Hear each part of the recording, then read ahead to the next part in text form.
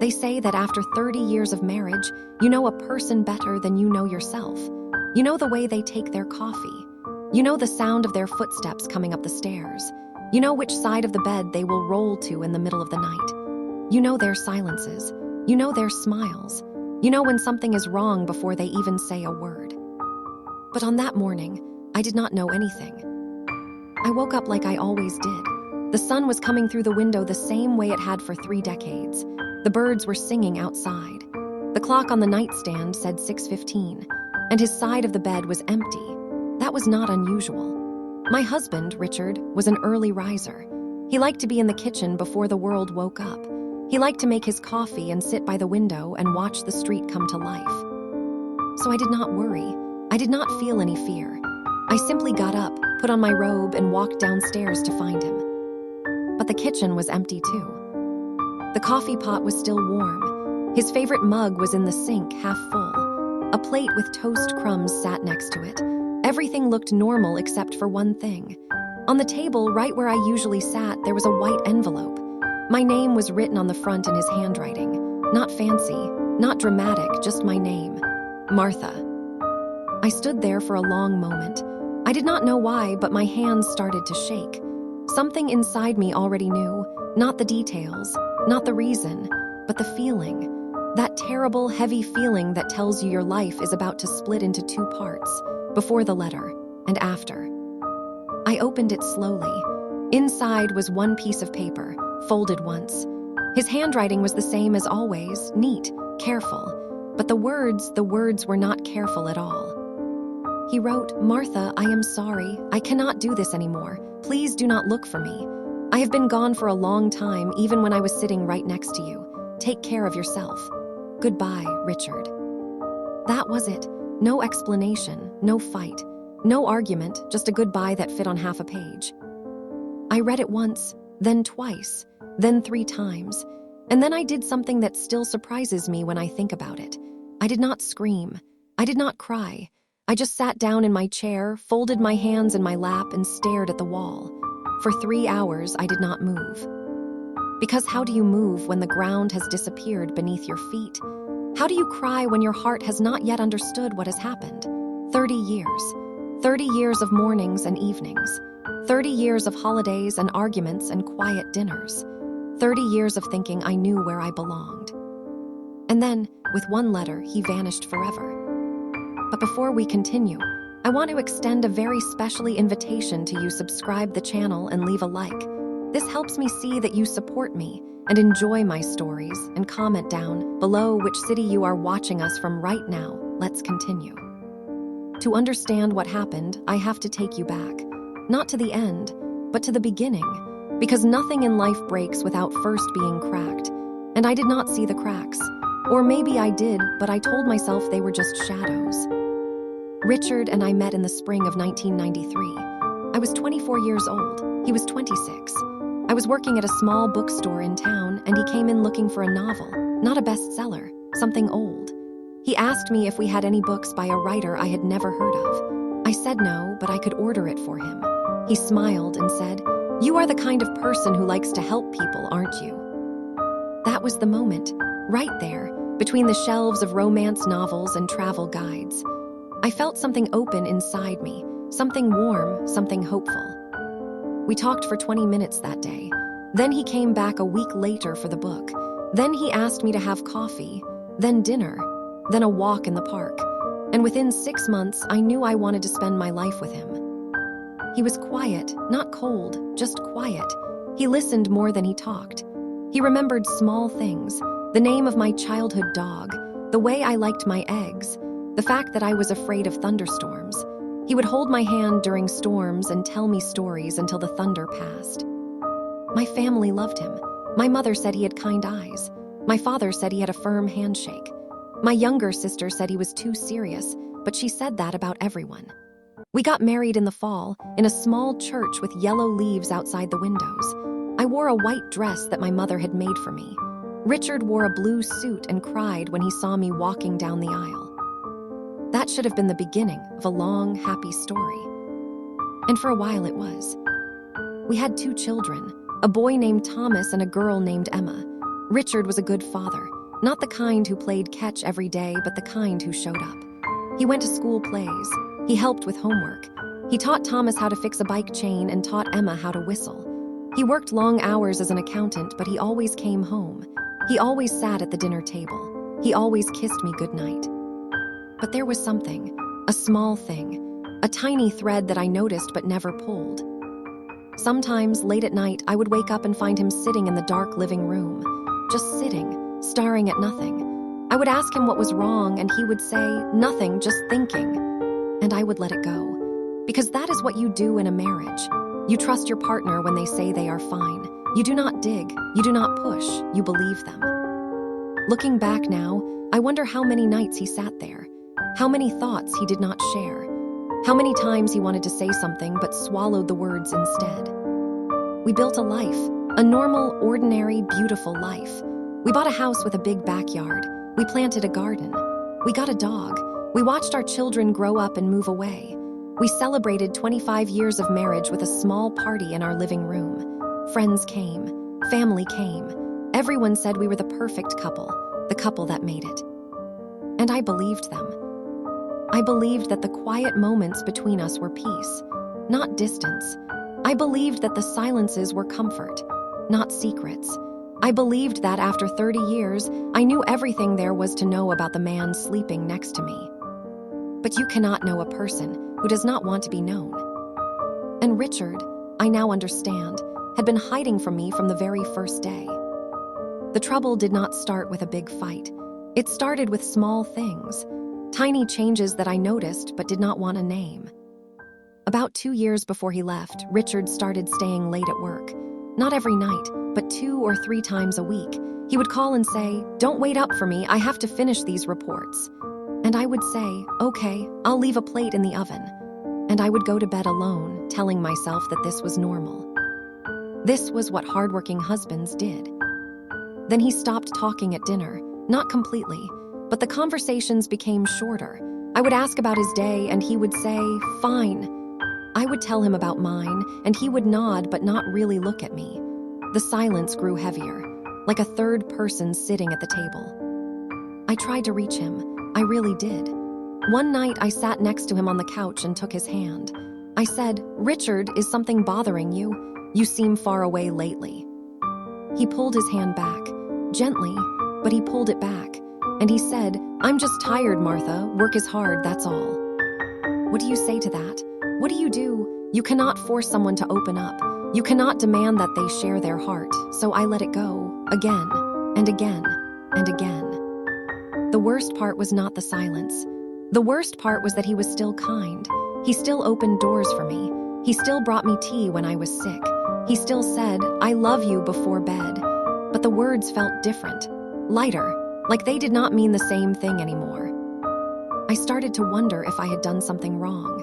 Maybe I talked too much. Maybe I was not interesting enough. Maybe he had fallen out of love with me and did not know how to say it. Those thoughts kept me awake at night.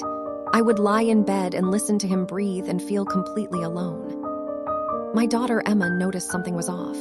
She came to visit one weekend and pulled me aside in the kitchen. She said, "Mom, is Dad okay? He seems sad."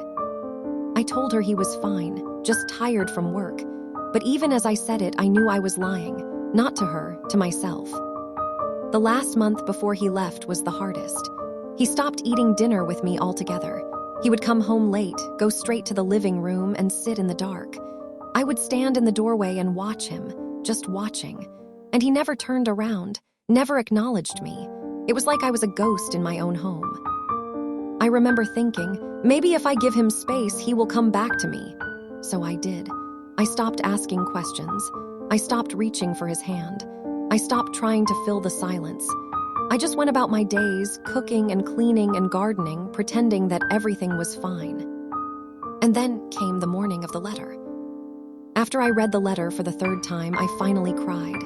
Not right away. First, I felt numb, then angry, then confused, then empty. And then, finally, the tears came. Not loud sobs, just slow, quiet tears that rolled down my cheeks and dropped onto the paper. I read the letter again, and again, searching for something between the lines, some clue, some hidden message. but there was nothing. Just 17 sentences that ended 30 years. The first thing I did was call his phone. It went straight to voicemail. I called again. Voicemail, again, voicemail. On the fourth try, I left a message. I said, "Richard, please come home. Whatever it is, we can fix it. Just come home." He never called back. Then I called his office. His assistant said he had taken a leave of absence. No explanation, no return date, just a letter on his desk that said he would not be coming in. Then I called his brother, Mark. Mark lived 3 states away. I asked if Richard had mentioned anything to him. There was a long pause, and then Mark said, "Martha, I'm sorry, I don't know where he is. He hasn't called me in months." I felt something crack inside me, not my heart, something deeper, something I did not have a name for. The days that followed were a blur. I stayed in my house. I did not go to work. I did not answer the phone. I just sat in the chair by the window, the same chair where Richard used to drink his coffee, and I waited. For what? I did not know. A call, a knock on the door, an explanation, anything. The police said there was nothing they could do. He was an adult. He had left voluntarily. He was not a missing person. He was a person who had chosen to disappear. My children came home. Thomas drove 8 hours. Emma flew in from the West Coast. They sat with me in the living room and we tried to make sense of something that made no sense. Thomas was angry. He paced back and forth and said, "How could he do this? How could he just leave?" Emma was sad. She held my hand and cried and said, "Mom, what did we do wrong?" And I told them the truth. "You did nothing wrong. This is not about you. This is about your father, and I don't understand it any more than you do." But here is the thing about betrayal. It does not just hurt. It rewrites your history. Every happy memory becomes a question. Every "I love you" becomes a lie. Every quiet night becomes a secret you did not know you were keeping. I started to question everything. Did he ever love me? Or was I just someone to spend time with until he could not do it anymore? Were the 30 years real? Or was I the only one living them? I found myself going through old photo albums, looking at our wedding, looking at the births of our children, looking at vacations and birthdays and ordinary afternoons. And in every picture, he was smiling. He looked happy. He looked like a man who belonged. So where did that man go? And who was the man who wrote the letter? 2 weeks after he left, I received a postcard. No return address. No signature. Just a picture of a mountain range and 2 words on the back. "I'm sorry." That was the last time I ever heard from him. 6 months passed, then a year, then 2. I did not look for him, not because I did not want to, but because I had made a promise. In that letter, he had asked me not to look. And even though he had broken every promise he ever made to me, I could not break that one. I do not know why. Maybe because it was the only thing I had left of him. His final request. His last word. The first year was the hardest. I could not sleep in our bed. I moved to the guest room. I could not cook because every recipe reminded me of him. I could not listen to certain songs. I could not watch certain movies. Everything was a memory, everything hurt. My daughter suggested therapy. I went. A kind woman with gray hair and soft hands asked me to tell my story. I told her everything, from the bookstore to the letter. She listened without interrupting. And when I finished, she said something I have never forgotten. She said, "Martha, you did not lose Richard on the morning he left. You lost him years ago. You just did not know it yet." That was the moment I stopped asking why and started asking a different question. What do I do now? The answer did not come quickly. Healing is not fast. It is not clean. It is not a straight line. Some days I felt strong. Other days I could not get out of bed. Some mornings I woke up angry. Other mornings I woke up sad. And some mornings I woke up missing him so much that I could barely breathe. But slowly, very slowly, I started to rebuild. I sold the house. I could not stay there. Every room held a ghost.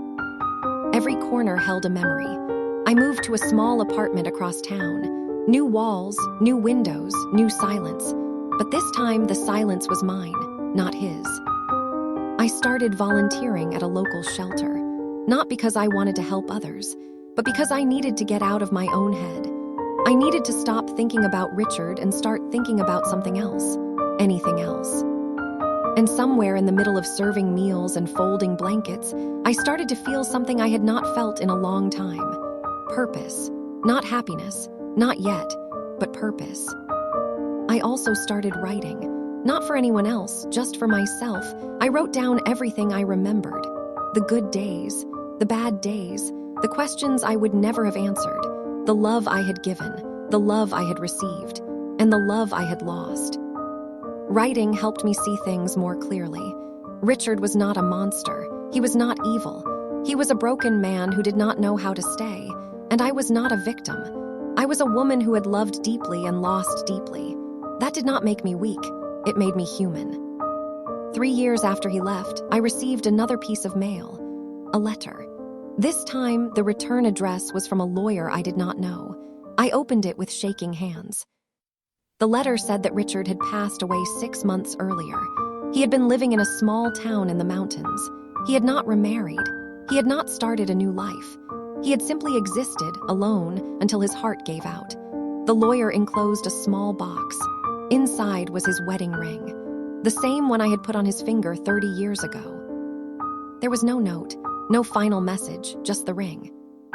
I held it in my palm and cried for a long time, not for the man he became, but for the man I had married. The man who used to hold my hand during thunderstorms. The man who cried at our wedding. The man who, for 30 years, was my home. And in that moment, I made a choice. I chose to forgive him, not because he deserved it, but because I deserved peace. It has been 5 years now since the letter. 4 years since I learned he was gone. I am 62 years old. My hair is gray. My hands are not as steady as they used to be, but my heart is still here, beating, hopping, moving forward. I live in a small house near my daughter now. I see my grandchildren every week. I have a garden with tomatoes and roses. I have a cat who sleeps on my feet every night. I have a life, not the life I planned, but a life. Sometimes, on quiet mornings, I still think about Richard. I wonder if he ever regretted leaving. I wonder if he thought about me in his final moments. I wonder if he found whatever he was looking for. But I do not wonder for long, because I have learned something important. You cannot spend your life chasing ghosts. You cannot rebuild something that was never solid to begin with. I loved a man for 30 years, and then he left, and I survived. That is the truth of it, not dramatic, not beautiful, just true. If you are listening to this and you have been left behind by someone you love, I want you to hear me.